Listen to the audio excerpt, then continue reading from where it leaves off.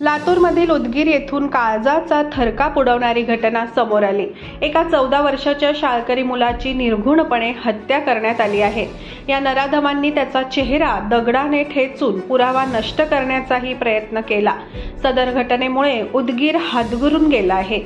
मिळालेल्या अधिक माहितीनुसार कुमठा येथे एका 14 वर्षीय मुलाचा खून झाल्याची घटना 13 जानेवारी रोजी शनिवारी 12 वाजता उघडकीस आली। या प्रकरणी उदगीर ग्रामीण पोलीस ठाण्यात अज्ञात आरोपी विरुद्ध खुनाचा गुन्हा दाखल करण्यात आला आहे। संतोष गोविंद घुगे असं मृत मुलाचं नाव आहे। आपल्या मुलाचा कोणीतरी खून केलाय असा आरोप नातेवाईकांनी केला आहे। संतोष 10 जानेवारी रोजी घरातून बाहेर गेला तो परतलाच नाही। तेव्हापासून तो बेपत्ता होता। 13 जानेवारी रोजी कुमठा शेत शिवारात या मुलाचा मृतदेह कुजलेल्या अवस्थेत सापडला। आपल्या मुलाला पाहून त्याच्या आई बाबांच्या पायाखालची जमीनच सरकली।